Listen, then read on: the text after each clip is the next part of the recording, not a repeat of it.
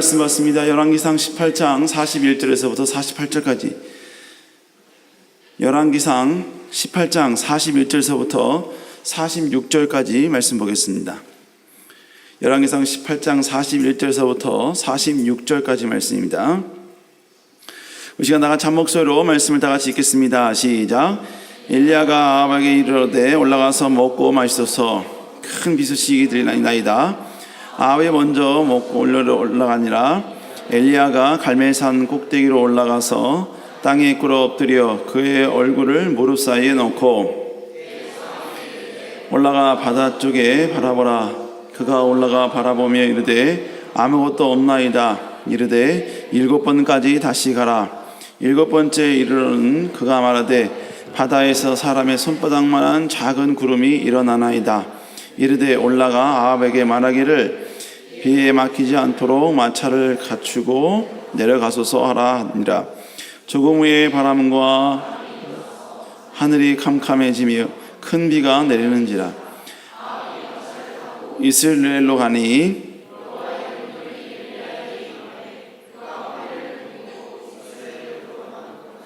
아합 앞에서 달려갔더라. 아멘. 열왕기상 18장 41절 46절의 말씀을 가지고 마지막까지 목적을 분명히 하라. 마지막까지 목적을 분명히 하라 라는 제목을 가지고 여러분과 함께 말씀을 나누도록 하겠습니다. 우리 원래 할 때 이게 다 불 다 꺼놨나요? 다 불 꺼놨었습니까?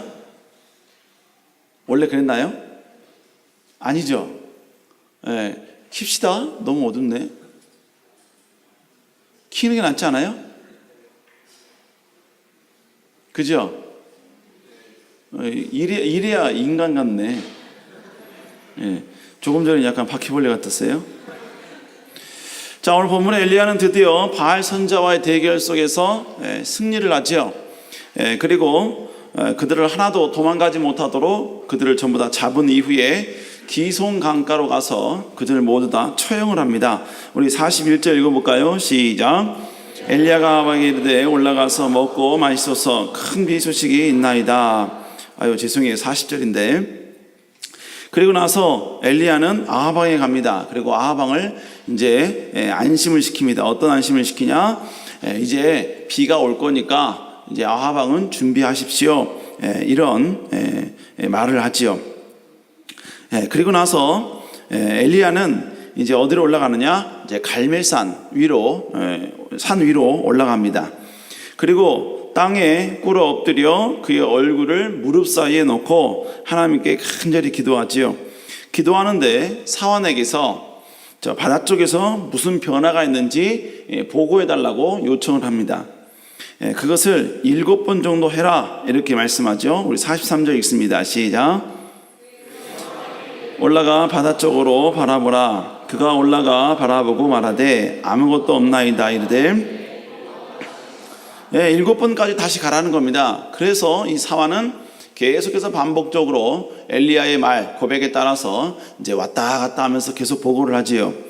그러는 가운데 7번 지나서 사환이 흥분된 보고를 합니다. 사람 손바닥만한 그러한 구름이 생겼다라는 것을 이야기를 해주죠. 자, 그러면서 그는 아합왕에게 비에 막히지 않도록 이제 왕이시여 산을 내려가소서라고 요청을 합니다. 우리 44절 읽을까요? 시작. 그가 말하되 바다에서 사람의 손만한 작은 구름이 일어나다이다. 이르되 올라가 아합에게 말하기를 비에 막히지 않도록 마차를 갖추고 내려가소서 하라 하니라. 자, 이렇게 요청한 이후에 왕에게 이렇게 내려가세요 라고 말한 이후에 갑자기 하늘이 캄캄해지더니 큰 비가 쏟아지기 시작을 합니다. 우리 45절 시작. 하늘이 캄캄해지며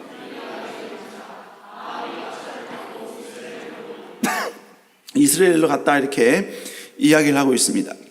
근데 아합왕이 이스라엘로 마차를 타고 갈 때 그때 엘리야는 뭐 하냐면요, 그 마차의 앞부분에서 바로 아합왕을 호위하고 그리고 의전합니다. 우리 46절 시작.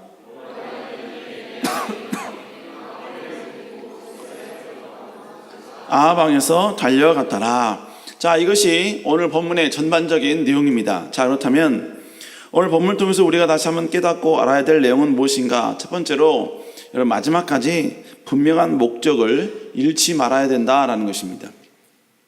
지금 엘리야는 놀라운 기적과 능력을 행했지요. 그것이 바로 위로부터 강력한 불이 임한 것입니다. 그 불은요 12통이나 더 되는 엄청난 마른 물들을 쏟아 부었음에도 불구하고, 그래서 그 제단 밑에 도랑에 엄청나게 많은 물들이 흥건해 있음에도 불구하고 그 모든 것들로 한꺼번에 그 모든 적신, 모든 땅과 그리고 모든 재물들 그리고 고여있는 물까지도 전부 다 핥아버릴 강력한 성 위로부터 불이 임했죠. 우리 38절 읽어볼까요? 시작. 예, 여호와의 불이 내려서 번제물과 나무와 돌과 흙을 태우고 또 도랑에 불을 핥은지라. 여러분 얼마나 강력했든지 번제물을 태웠을 뿐만 아니라 나무도 태웠어요. 여러분 불이 나무 태우는 건 있을 수 있는 일이죠. 근데 그 다음에 보니까 돌과 흙까지 태웠다라고 이야기합니다. 그러니까 그 불의 위력은 우리가 가히 상상할 수 있는 것 이상이었다는 이야기죠. 그리고 이것으로 끝나는 것이 아니라 그는 곧바로 바알 선지자를 기손 강가로 모두 데려가서 제거를 합니다. 우리 40절 다시 읽을까요? 시작.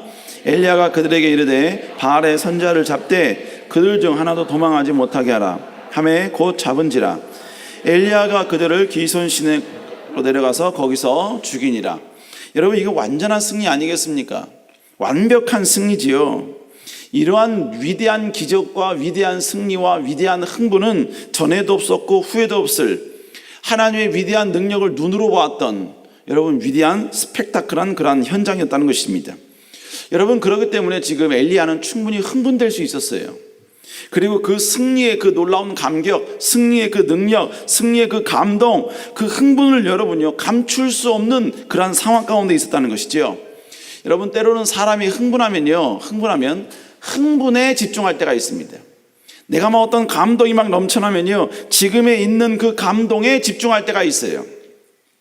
그러다 보니까 정작 이 감동 이후에 이 놀라운 흥분 이후에 자신이 무엇을 해야 될지를 잠시 망각할 때가 있다라는 것입니다. 여러분 그런데 중요한 건 뭘 말하느냐? 지금 하나님의 목적, 지금 이 엘리야를 통해서 하나님께서 이 현장, 이 상황에서 이루시고자 원하셨던 그 궁극적인 목적은요 불을 내리는 게 아니었어요. 하나님은 애초에 엘리야에게 하신 약속은 다른 것이 아니었습니다. 바로 하나님은 불을 내린다는 그 약속 이전에 하나님께서 지금의 모든 상황들을 이끌어 가려고 했었던 하나님의 의도가 있었지요. 약속이 있었다는 얘기입니다. 그게 뭐였습니까? 우리 18장 1절 한번 읽어볼까요? 시작. 여호와의 말씀이 엘리야에게 임하여 이르되 너는 가서 아합에게 보이라 지면에 내리리라. 하나님께서 어떤 약속하셨어요? 온 땅 지면에 이제 비를 내리겠다라는 약속을 하신 겁니다. 그러니까 지금 하나님께서 엘리야를 통해서 이 모든 기적들, 이 모든 능력들 행하신 최종적 목적, 최종적 골이 뭐예요? 바로 비를 내리게 하는 겁니다. 그러므로 엘리야는 어디에 집중해야 되느냐? 비를 내리게 하는 일에 집중을 해야 돼요. 그러니까 엘리야는 지금 이 흥분, 이 불을 임했던, 그래서 지금 자기 앞에 모두 대적자였던 모든 백성들, 모든 우상의 제사장들이 벌벌 떨고 여러분 하나님을 인정하게 만드는 그 놀라운 흥분, 거기서 멈춰서는 안 된다는 얘기입니다. 근데 참 다행스럽게도 엘리야는요 그 흥분 가운데 멈춰서 야, 이 놀라운 기적 능력 행했구나, 하나님 나를 통해서 이런 일을 행했구나 하면서 여러분 절대로 만끽하지 않았어요. 그는 그 다음 수순을 밟아갔다라는 것이지요. 그게 뭐였습니까? 그는 바로 아합 왕에게 이제 비가 내릴 것을 선포하고 하나님 앞에 기도했다는 것이죠. 우리 18장 41절 42절 읽어볼까요? 시작. 엘리야가 아합에게 이르되 올라가서 먹고 마시소서. 큰 비소리가 있나이다. 아합이 먹고 마시러 올라가니라. 엘리야가 갈멜산 꼭대기로 올라가서 땅에 꿇어 엎드려 그의 얼굴을 무릎 사이에 넣고, 그가 지금 여러분 무릎 사이에 그의 얼굴을 놓고 하나님께 기도하고 있는 겁니다. 어떤 기도를 하고 있겠어요? 당연히 비를 달라는 기도겠지요.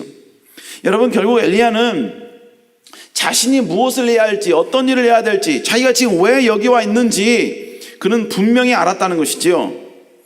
혹 지금 보여진 어떤 기적, 지금 자신이 경험한 위대한 능력, 자기를 흥분시키고 자기에게 엄청난 여러분 감격을 갖다 주었던 이 현장의 이 모습들, 이것 때문에 때로는 망각할 수 있는 자기가 해야 할 일들, 이걸 여러분 망각하지 아니하고 그런 무엇을 해야 될지에 대해서 분명히 인식하고 있었고 기억하고 있었다는 것입니다. 여러분, 이건 우리의 삶도 마찬가지예요.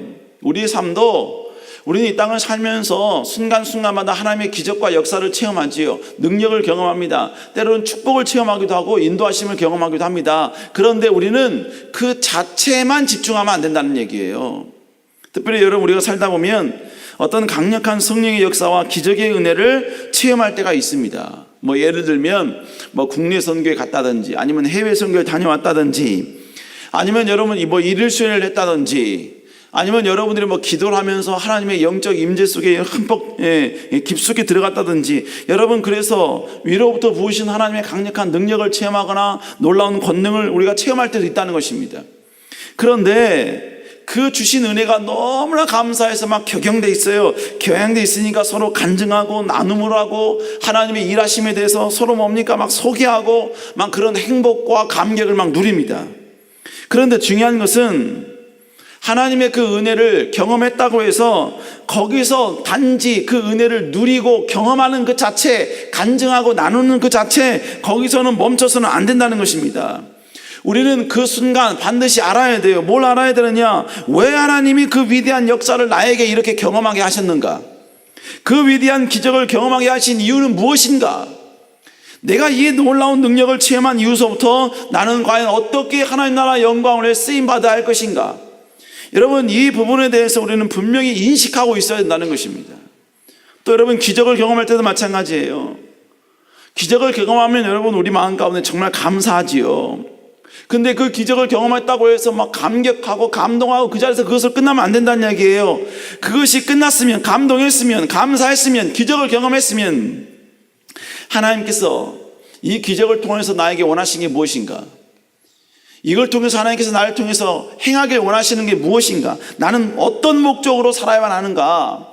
이 기적은 내가 행해야 될 그 목적이라는 엄청난 큰 비전 가운데 어떠한 역할을 해야 되는가? 여러분, 이런 부분을 우리는 깨달을 수 있어야 되는 것이죠. 축복도 마찬가지입니다. 축복도 축복받았으면 여러분 그 축복 때문에 이걸 어떻게 즐길 것인가, 어떻게 누릴 것인가, 여러분 그걸 고민할 것이 아니라 이 축복을 경험했다면 이 축복을 통하여서 내가 과연 어떻게 하나님께 쓰임받을 것인가, 나는 이 세상 살면서 어떤 모습으로 하나님께 영광 돌릴 것인가. 여러분, 우리는 여기에 집중해야 된다는 거예요. 집중해야 된다는 것입니다. 여러분, 직장이 여러분의 비전이 아니잖아요. 결혼이 여러분의 인생의 꿈이 아니잖아요. 여러분, 엄청나면 화장실 3개인지 4개인 집이 여러분의 비전은 아니잖아요. 여러분, 그러나 하나님이 그 모든 걸 주셨을 때 왜 하나님이 나에게 이걸 주셨을까? 이걸 통해서 내가 어떻게 하나님의 영광을 높일 것인가?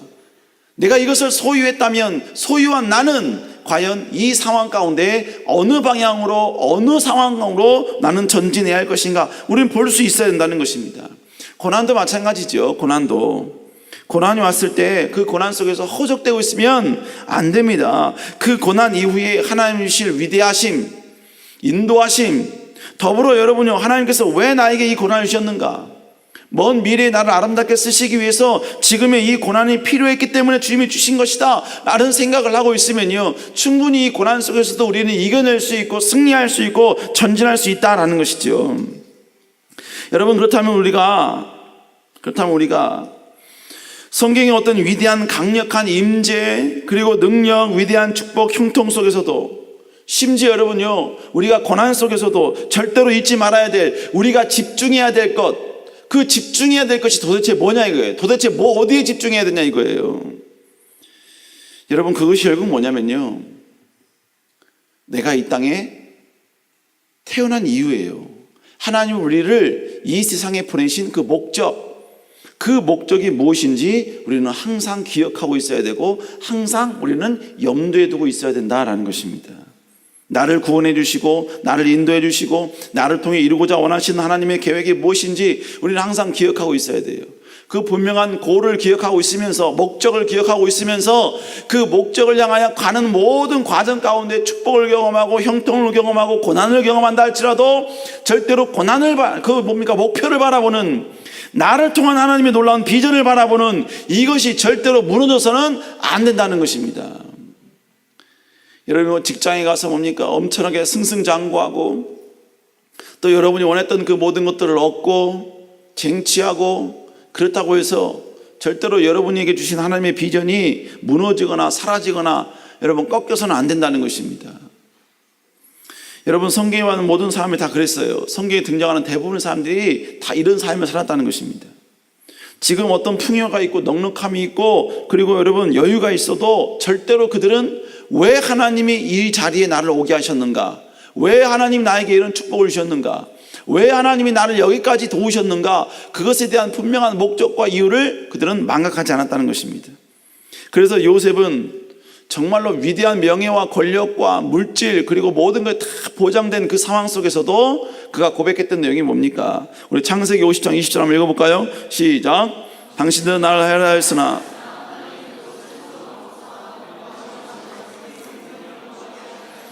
당신들은 나를 헤아려 했으나 하나님을 선으로 바꿨대요.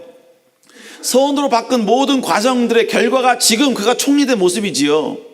근데 총리가 된 지금 그가 해야 할 일이 뭐냐고 말합니다. 뭐라고 말합니까? 많은 백성의 생명을 구원하게 하기 위해서 하나님이 자기에게 지금 이런 총리의 역할을 주셨다는 거예요. 총리의 축복을 주셨다는 것입니다. 하나님이 축복을 주셨던, 고난을 주셨던, 억울함을 주셨던, 그는 항상 잊지 않고 있었던 것이 무엇이었느냐? 하나님이 자기에게 주신 비전, 하나님이 자기에게 주셨던 꿈, 자기를 통하여 하나님께서 이루시길 원하셨던 하나님의 놀라운 계획, 이것에 대해서 절대로 그는 잊어먹지 않고 잃어버리지 않았다라는 것입니다. 우리 사랑하는 청년 여러분, 내가 이 세상에 존재하는 이유가 분명히 무엇인지 알고, 그리고 뿐만 아니라 하나님의 어떤 축복과 형통 심지어 고난이 온다 할지라도 절대로 하나님이 여러분을 향한 계획과 비전이 있다는 사실을 여러분 잊지 마시기를 다시 한번 주의 이름으로 축원합니다. 여러분 엘리야도 마찬가지였어요. 엘리야는 불 내리게 하려고 여러분 그가 존재하는 사람은 아니었죠. 그러나 그가 하나님 나라 영광을 위해서 위대하게 쓰임받고 하나님의 뜻을 백성들에게 전달하고자 원하는 이러한 위대한 그에게 주셨던 하나님의 비전을 성취하기 위해서 그는 존재했던 것입니다. 그런데 그 원대한 비전 가운데 이 순간 그가 해야 할 일이 있었어요. 그 해야 할 일이 무엇이냐? 바로 비를 내리게 하는 것이었다는 것이죠. 그렇기 때문에 그는 지금 엄청난 흥분과 감격 속에 있었지만 그 모든 흥분과 감격을 뒤로 한 채 바로 여러분 무릎에 그 얼굴을 머리를 집어넣는 그런 여러분 절대절명의 기도, 엄청난 여러분요 간절한 기도, 그 기도를 갈멜산 산상 위에 올라가서 하나님께 기도하고 있다는 것이죠. 그렇다면 사랑하는 청년 여러분, 우리도 마찬가지입니다. 먼 훗날 하나님 나라 영광을 위해서 아름답게 쓰임받는 여러분의 비전, 여러분의 계획, 그게 있어요. 그런데 그걸 이루기 위해서 지금 오늘, 지금 이 순간, 지금 이 시간 가운데 우리가 해야 할 일이 있다는 거예요. 우리가 해야 할 일. 우리가 해야 할 일이 뭡니까? 뭐예요? 내일이 위드 축제잖아요. 그죠? 위드 축제 가운데 우리가 해야 할 일이 뭐겠습니까? 그냥 위드예요, 그냥? 함께 하는 것으로 끝이에요?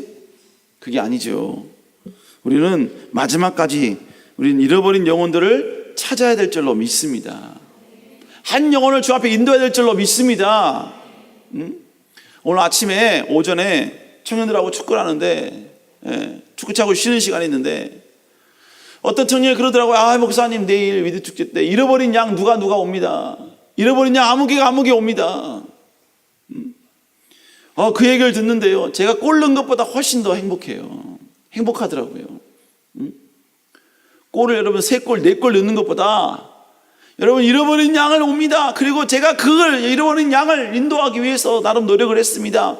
여러분 그 이야기를 들으니까 너무 행복하고 너무 좋더라고요. 그 청년이 하나님 나라 영광을 위해 쓰임받겠다는 그 원대한 비전을 가지고 전진하는 가운데 지금 이 순간, 지금 이때, 지금 이 시기에 그가 할 일, 그가 해야 할 일, 바로 그 일에 지금 그들은 충성하고 있다는 것입니다. 사랑하는 청년 여러분, 다시 한번 여러분, 어느 상황, 어떤 곳에서도 하나님을 전하고 하나님을 외치고 하나님을 선포할 수 있는 여러분 될 수 있기를 다시 한번 주의 이름으로 축복합니다. 축복합니다. 두 번째로, 하나님의 약속이 있을지라도 그것을 이루기 위해서 우리는 최선을 다해야 된다라는 것입니다. 오늘 본문에 있기 전에는 하나님께서 엘리야에게 어떤 약속을 하셨습니까? 18장 1절 한번 읽어볼까요? 시작. 너는 가서 아합에게 보이라. 내가 비를. 하나님께서 엘리야에게 어떤 말씀하셨어요? 너 아합에게 왕에게 한번 보이라 이거예요. 너를 보이라 이겁니다. 왜요? 내가 비를 지면에 내리리라 라고 말씀. 이건 하나님의 강력한 의지의 표현이에요. 내가 반드시 내가 이스라엘 땅에, 북이스라엘 땅에 비를 내려주겠다라는 것입니다. 여러분, 지금 북이스라엘 땅에 비를 내리게 하는 것은 지금 하나님의 뜻이요, 하나님의 계획이며 하나님의 의지요, 하나님의 약속이었습니다. 그러니까 당연히 북이스라엘 땅에는 비가 올 거예요. 반드시 올 겁니다. 그런데 참 희한하죠? 분명히 하나님께서 비가 오게 해주겠다라고 말씀했어요. 말씀했는데 엘리야는 희한한 행동을 합니다. 희한한 행동이에요. 그게 뭔지 아세요? 그게 바로 기도였다는 거예요. 기도. 자, 우리 한번 42절, 열왕기상 18장 42절 한번 읽어볼까요? 시작. 아합이 먹고 마시러 올라가니라. 엘리야가 갈멜산 꼭대기로 올라가서 땅에 꿇어 엎드려. 그가 여러분 땅에 꿇어 엎드렸어요. 그리고 그의 얼굴을 무릎 사이에 넣어. 무릎 사이에. 여기서 여러분요, 무릎 사이에 얼굴을 집어넣을 수 있는 청년이 있나요? 있을까요? 이건 폴더 접기보다 더 힘든 거죠. 어떻게 여러분 무릎 사이에다가 내 머리를 집어넣습니까? 이건 여러분, 이건 아무나 안 돼요. 목이 엄청 길든지 무릎이 엄청 길어도 이건 쉽지 않은 행동입니다. 그러나 이게 가능했던 것은 대부분 다 뭐라고 얘기하면 간절함 때문에 이게 가능했다라고 해요. 간절함 때문에. 지금 여러분 뭘 말씀드리냐? 엘리야는 지금 기도하고 있습니다. 기도하고 있어요. 그 기도하는 기도 제목이 뭡니까? 비를 달라는 거 아니에요. 그래서 여러분 사환에게 뭐라고 말하냐면, 내가 기도하고 있는 동안 혹시 바닷가를 바라보면서 무슨 변화가 있는가 한번 체크해봐라 라고 이야기를 하잖아요. 없습니다 이러니까 뭐라고 하면 7번까지 다시 해라, 이렇게 7번까지 다시 해라. 우리 한번 43절 읽어볼까요? 시작.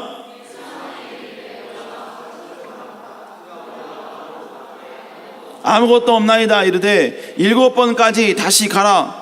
지금 여러분 계속해서 그가 기도하다가 사원에게 요구하는 거예요. 뭐라고? 바닷가를 바라보고 무슨 변화가 있나 봐라 물어보고 있잖아요. 이 말의 의미는 뭡니까? 지금 엘리야가 머리를 무릎 사이에 넣고 그가 간절히 기도했던 기도 제목은 단 하나였다는 얘기예요. 그게 뭡니까? 비가 오게 해달라는 거죠. 아이러니라 이거예요. 왜? 하나님께서는 반드시 분명히 여러분 비가 내리게 해주겠다라고 약속을 하셨잖아요. 비가 오겠다고 하셨으면 굳이 엘리야가 기도해야 되냐 이거예요. 하나님의 약속이 있는데, 하나님의 언약이 있는데, 하나님이 그렇게 해주시겠다고 분명히 의욕적으로 말씀하셨는데, 왜 여러분요 지금 엘리야는 굳이 이 머리를 무릎 사이에 넣는 그 기도를 해야만 했느냐 이거예요. 여러분, 중요한 것은 무엇이냐? 그럴지라도 기도는 해야 된다는 겁니다.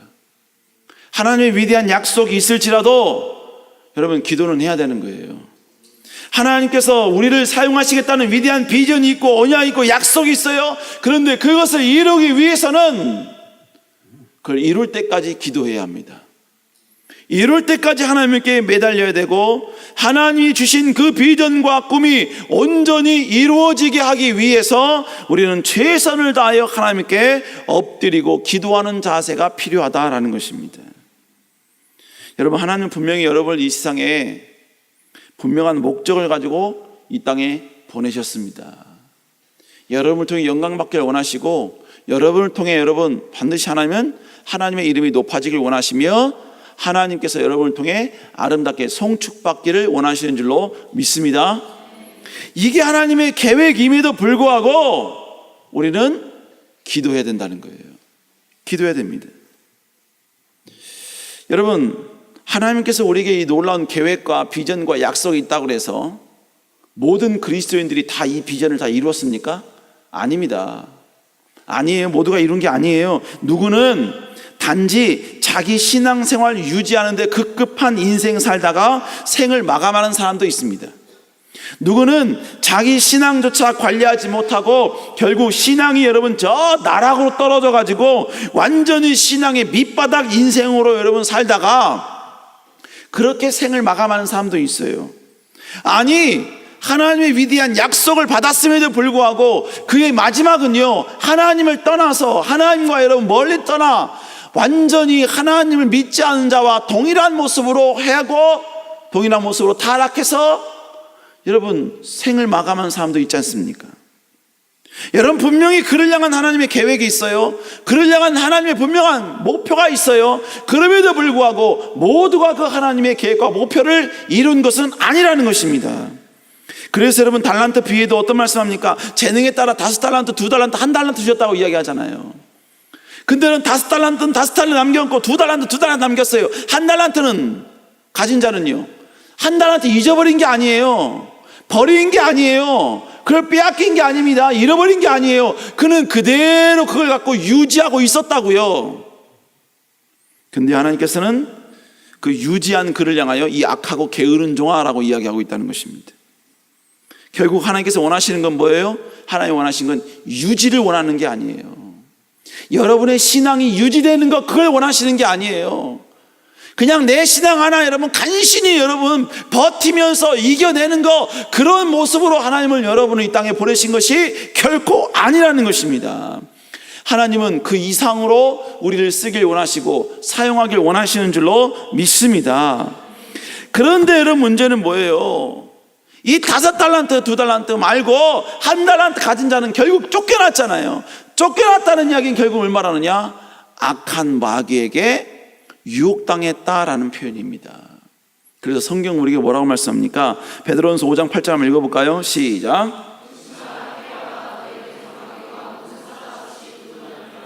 삼킬 자를 찾나니 우는 사자, 마귀가 우는 사자와 같이 두루 삼킬 자를 찾는다는 겁니다. 마귀는 우리를 삼키기 위해서 여러분 공격하는 것이지 우리에게 흠집내기 위해서 공격하는 것이 절대로 아니라는 것입니다. 결국 뭐예요? 하나님의 원대한 비전과 약속과 꿈을 가지고 이 땅에 태어났어요. 하나님께서 그를 사용하길 원하는 하나님의 원대한 계획이 있어서 이 땅 가운데 지금 이 시대에 우리를 부르셨다고요. 그런데 마귀는 자꾸 계속해서 우리를 공격하고 무너뜨리면서 우리를 통한 하나님의 계획이 실현되지 않도록 우리를 무너뜨리고 공격한다는 것입니다. 쓰러뜨리려고, 잡아먹으려고 온갖 노력을 다 쏟아붓는다라는 거예요. 그래서 여러분 베드로전서 5장 8절 전반부에 주님께서 뭐라고 말씀합니까? 우리 한번 읽어볼까요? 시작. 깨어라. 뭐라고 얘기합니까? 근신하라, 깨어라 라고 말씀하고 있잖아요. 근신하라, 깨어라. 결국 원대한 하나님의 계획이 있고 비전이 있는 자라 할지라도 그가 마귀에게 삼킨 바 되어지면 하나님이 그에게 주셨던 모든 비전과 계획들이 온전히 실현되지 않을 수도 있다라는 것이지요. 그래서 여러분요, 요한계시록 보면 에베소 교회를 향하여 하나님의 책망하신 게 뭐예요? 촛대가 옮겨진다는 겁니다. 너희가 그 첫사랑을 회복하지 않으면 내가 촛대를 옮겨버리겠다는 거예요. 촛대가 여전히 그들에게 있다는 표현은 뭘 말하는 겁니까? 하나님이 그들을 쓰길 원하신다는 거예요. 그들을 사용하길 원하신다는 것입니다. 그런데 촛대를 옮기겠다는 이야기는 너희를 향한 하나님의 모든 계획과 비전을 이제는 다 거두시겠다는 것입니다.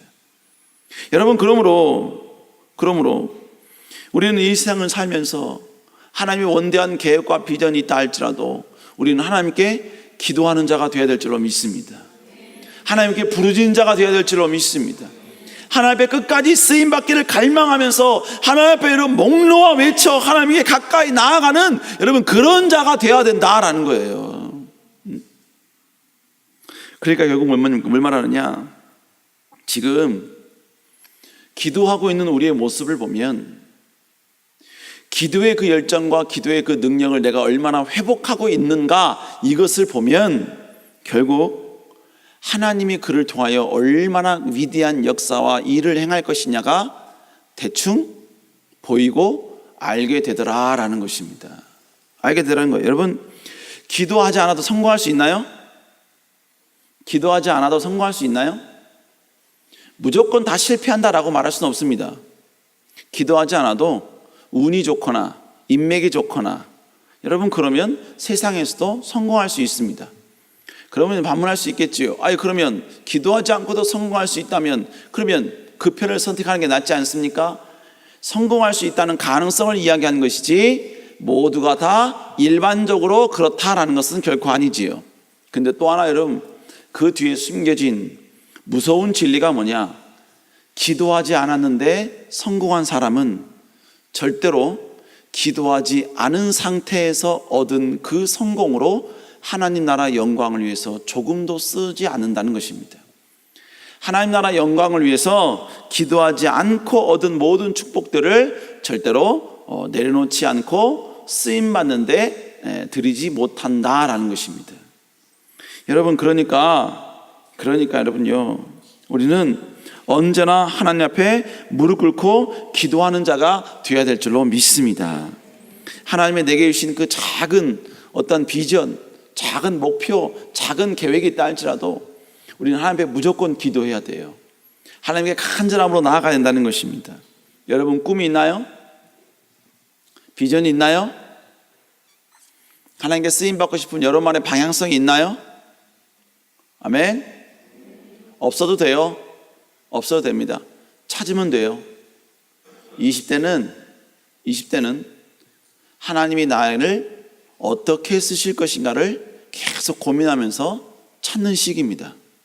그래서 20대는 방구석에 처박혀 있으면 안 돼요. 20대는 소극적이거나 여러분 단지 알바해서 여러분 먹고 사는데 급급한 그러한 모습으로 여러분 유지하고 있으면 안 돼요. 더 많은 경험을 해야 되고 더 많은 도전을 해야 되고 또 더 많은 헌신도 해야 되고 더 많은 충성도 해야 돼요. 교회에서 헌신한다고 교회에서 충성한다고 그게 됩니까? 여러분 세상 나가보세요. 세상에서는 능력도 보지만 더더욱 보는 게 뭐냐면 여러분 조직 안에서의 융화를 봅니다. 그가 조직 안에서 얼마나 잘 융화됐는가, 그 융화됨을 보고 그가 훗날 그 조직을 또 어떻게 이끌어갈지에 대한 가능성도 보게 되는 거예요. 여러분 그런데 내가 셀장이 되고 임원이 되고 회장이 되면 어쩔 수 없지요. 나의 의지와는 상관없이 수많은 사람들 앞에 서야 돼요.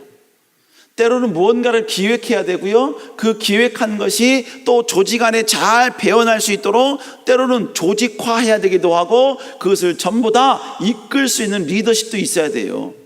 여러분 이게 결국 뭡니까? 교회 안에서 여러분 헌신하고 봉사하고 충성하면서 여러분 우리가 경험할 수 있는, 우리가 배울 수 있는 놀라운 능력이요 지혜요 힘이다라는 것입니다. 힘이다라는 거예요. 여러분 저는 몇 번 말씀드렸습니다만 저는 제가 묵상하고 제가 뭡니까? 준비한 설교 원고만 있으면요 앞에 대통령이 있어도요 두렵진 않아요. 아직 대통령이 있은 적은 없었습니다만 두렵진 않아요. 담임 목사님이 앞에 계셔도요 저는 제가 진짜 묵상하면서 은혜 받은 그 설교 원고 그리고 계속된 기도 준비만 되어 있으면요 담임 목사님이 앞에 계셔도요 그렇게 두렵지는 않습니다. 근데 그게 가능한 이유가 왜 그런지 아세요? 왜 그러냐면요 저는 전도사 때부터 지금까지 단 한 번도 주일날 여러분 설교를 쉬어본 적이 없어요. 물론 다른 이유 때문에 설교를 쉰 적은 있겠지요. 그러나 그 주에 반드시 어떤 식으로든지 설교를 합니다. 수많은 사람들 앞에서 서게 되고 수많은 사람들 앞에서 말씀을 들고 서게 되더라는 거예요. 여러분 그러니까 나도 모르게 뭐가 생기냐면요 사람이 무섭지가 않아요. 사람이 두렵지가 않아요. 전혀 낯선 사람을 만나도요 낯선 사람한테 따질 수 있고 이야기할 수 있고 내 주장을 차분한 마음으로 전달할 수 있는 여유로움까지 생기더라는 거예요. 이건 여러분 저도 소극적이에요. 제 스타일과 제 말 모든 삶도요, 사람들 앞에서 나와서 이야기하는 스타일이 아니에요. 저도 사람들 앞에서 나오면 막 등줄기에 땀 쫄쫄 나고요, 말하면 자꾸 뭐가 씹히고 사람들의 눈에서 막 광선 나오는 것 같고 두렵고 막 그렇다고요. 원래 스타일이 제가. 근데 여러분, 저의 의지와는 상관없이 자꾸 앞에서 서고 설교하다 보니까 전혀 여러분의 두 눈동자가 두렵지 않게 되더라라는 겁니다. 이게 뭡니까? 수없이 많이 도전하다 보니까 그 도전함이 결국 나에게 담대함으로 바뀌어지게 되더라라는 겁니다. 결국 여러분들이 교회 안에서요, 하나님 나라 영광을 위해서 여러분 더 도전하고 더 준비하고 꿈과 비전을 향해서 여러분 앞으로 전진해 나아간다면, 그래서 여러분 계속해서 여러분 충성하고 헌신하면 그 모든 것이 전부 다 여러분의 소유가 될 줄로 믿습니다.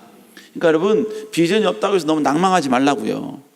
지금부터 여러분 기도하면서 도전하면서 여러분 그건 발견해내면 되는 거예요. 그러나 더 중요한 건 뭐냐, 꿈과 비전이 있다 할지라도 하나님 앞에 기도를 멈추면 끝난다는 얘기예요. 기도를 멈추면 그 인생은 더 이상 미래가 없다라는 것입니다. 사랑하는 청년 여러분, 더 기도할 수 있는 여러분 되시기를 주의 이름으로 축원합니다.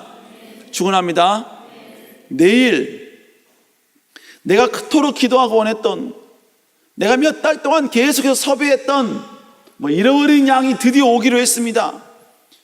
분명히 저랑 첫 때까지 약속을 했습니다. 그리고 어제 개와 같이 밥도 먹었습니다. 밥 먹으면서 저와 새끼손가락 걸면서 내일 반드시 오겠다고 그렇게 약속을 했습니다 라고 했다 할지라도 하나님께 기도해야 돼요.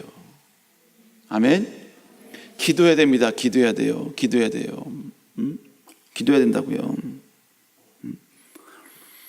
오늘 청년 가운데 한 명이 오늘 아침에 축구를 안 나왔어.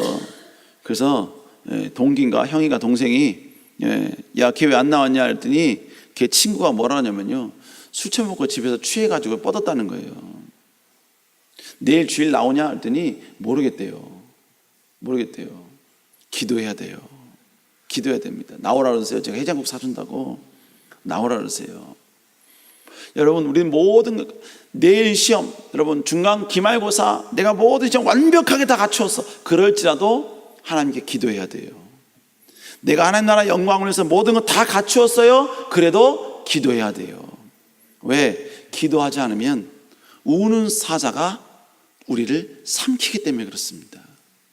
그럼 우리 사랑하는 청년 여러분, 더욱더 하나님 앞에 약속이 있다 할지라도, 꿈이 있고 비전이 있다 할지라도 다시 하나님께 기도로 나아갈 수 있는 여러분 되시기를 주의 이름으로 축복합니다. 마지막 세 번째로, 존중은 행동으로 나타나게 된다는 겁니다. 존중은 행동으로 나타나게 된다. 자, 엘리야는 위대한 기적을 행했지요. 먼저는 어떤 기적이었습니까? 3년 6개월 먼저는 뭡니까? 불이 내리게 하는 거였고, 하나님이 그토록 원치 않았던 모든 우상 제사장들을 전부 다 죽여버리는 이런 위대한 기적을 행했어요. 그리고 더 나아가서 지금 어떤 일을 했습니까? 3년 6개월 동안 오지 않던 비를 지금 내리게 했잖아요. 그래서 그는 아합 왕에게 마차를 타고 비를 피해 이스라엘로 이동하라, 이렇게 지금 이야기를 합니다. 자, 우리 45절 한번 읽어볼까요? 시작.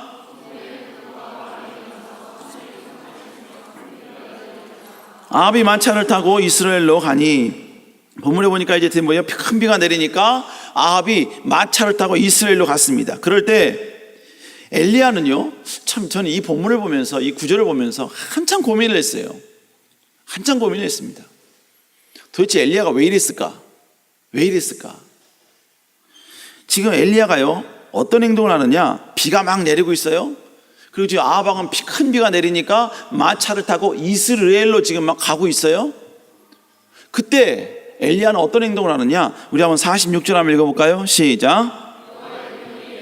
이맘에 그가 허리를 동이고 아합 왕에서 달려갔더라. 자, 이게 무슨 얘기예요? 결론은 뭐냐면요, 지금 엘리야가 그의 허리를 동이고 이스라엘로 들어가는 곳까지 아합 앞에서 달려갔다라고 이야기하고 있습니다.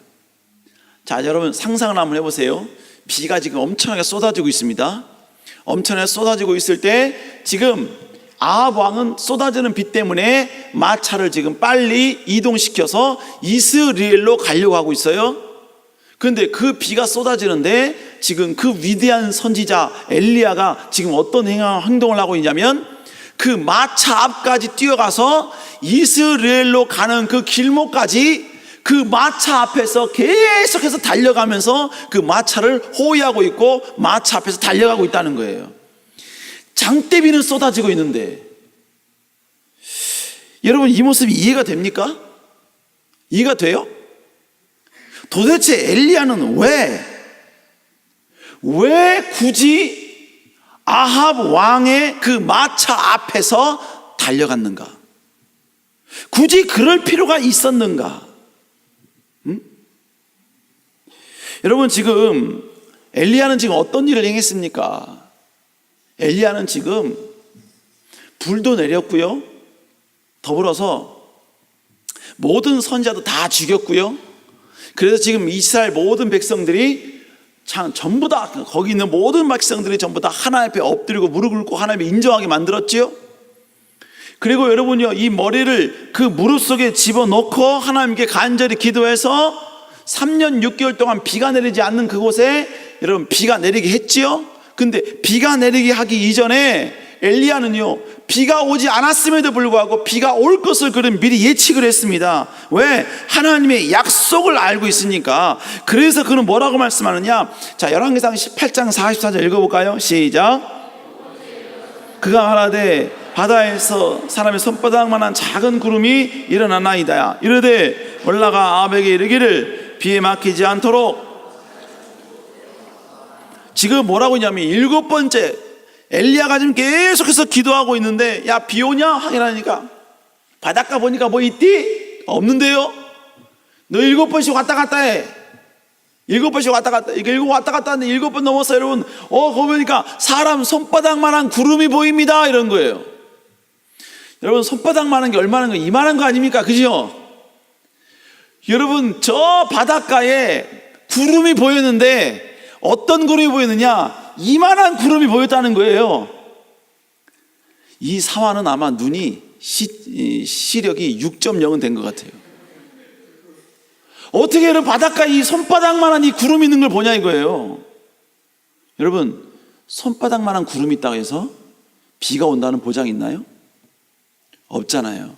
근데 엘리야는 바로 손바닥만한 구름이 있다는 이 소식 앞에 아합 왕에 가서 빨리 마차를 타고 내려가라 이렇게 이야기를 하지 않습니까? 여러분, 지금 엘리야는 어떤 선자도 할 수 없는 위대한 기적과 위대한 능력과 또 여러분요, 미래에 일어날 일들까지 예측하기도 했었고 3년 6개월 동안 닫힌 그 하늘을 여는 위대한 기적과 능력을 행했다는 거예요. 그런데 왜 그가 그 타락하고 하나님 앞에 여러분 최고의 악한 왕이었던 그 아합 왕의 그 마차 앞에서 이스라엘 가는 그 길까지 못하러 여러분이 그렇게 달려가고 있었냐 이거예요. 왜? 저 이걸 쭉 고민하면서요, 엘리야는 아부가 많았나? 아부가 많은 그런 선지였나? 아합 왕에게 잘 보려고 이렇게 한 건가? 꼭 이런 식으로 해야만 했었나?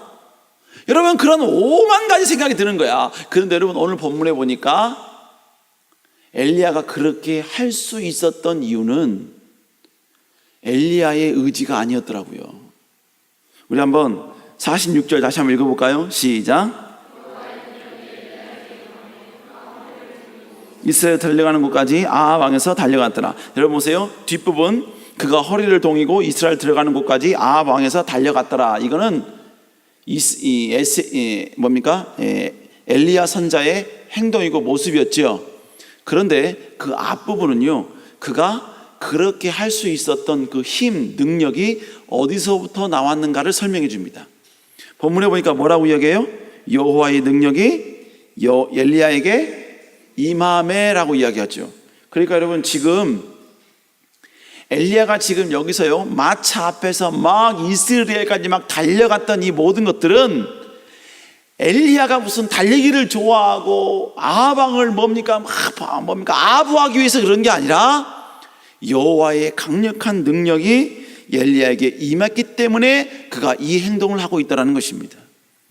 그렇다면 그가 이런 행동을 했던 그 이유, 그 근거는 무엇입니까? 여러분, 성경은요, 왜 그가 이렇게 했는지, 또 하나님께서 왜 이때 능력이 임했는지, 왜 이렇게 역사했는지 성경은 침묵하고 있습니다. 몰라요, 몰라. 그러나 여러분, 우리가 유추할 수 있는 것은 뭐냐? 결국 뭡니까? 우리 한번 로마서 13장 1절 한번 읽어볼까요? 시작.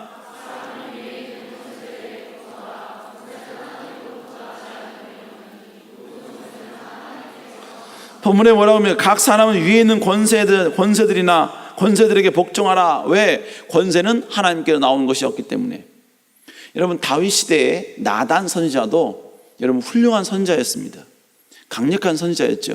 그런데 나단 선지자도 다윗 왕 앞에 나아갈 때는요, 함부로 나가지 않았습니다. 다윗 왕 일로 와봐. 다윗 왕 일로 와봐. 나단 선지자 내가 간다. 길을 열어, 길을 열어. 여러분, 나단 선지자 그러지 않았다고요. 깍듯이 여러분 다윗 왕을 존중했고 존경했습니다. 그가 그렇게 할 수 있었던 이유가 무엇입니까? 다윗 왕이었기 때문이 아니라 그 다윗 왕이라는 그 자리는 하나님께서 그에게 주셨다는 믿음이 있었기 때문에 그런 거예요. 오늘 본문에 마찬가지입니다. 아합 왕도 그가 비록 타락했어요. 타락한 왕이었습니다. 그럴지라도 여러분, 그는 하나님이 세우셨고 하나님이 그를 세워주셨다는 것을 알았기 때문에 그는 하나님의 이름 때문에 지금 아합 왕을 최고로 섬기는 모습으로 그 앞으로 달려갔지 않았나, 이렇게 생각을 한다는 것이죠. 사랑하는 청년 여러분, 우리도 우리 삶도 마찬가지입니다. 여러분, 우리도 하나님께서 이 땅 가운데 세우신 모든 권세자들을 위해서 기도해야 될 줄로 믿습니다. 아멘. 이 민족을 위해서 세운 지도자들 우리는 존중해야 돼요. 우리 베드로전서 2장 17절 읽어볼까요? 시작. 형제를 사랑하며 하나님을 두려워하며 왕을 존대하라. 후반절에 뭐라고 합니까? 왕을 존대하라 라고 말씀하고 있습니다. 왕을 존대하래요. 왜 그렇습니까? 모든 권력은, 권세는 하나님께로부터 왔기 때문에 그렇습니다. 자, 그러므로 우리도 이 나라 이 민족의 대통령을 위해서 기도해야 될 줄로 믿습니다. 이 나라 이 민족의 모든 국무위원들과 더불어서 입법부에 있는 모든 사람들, 행정부에 있는 모든 사람들, 우리는 전부 다 그들을 위해서 함께 기도해야 될 줄로 믿습니다. 물론 여러분, 우리가 매일같이 기도를 못할 수 있어도, 할 수는 없어도, 그래도 우리는 여러분 그들을 위해서 기도할 수 있는 자가 되어야 된다라는 것이지요.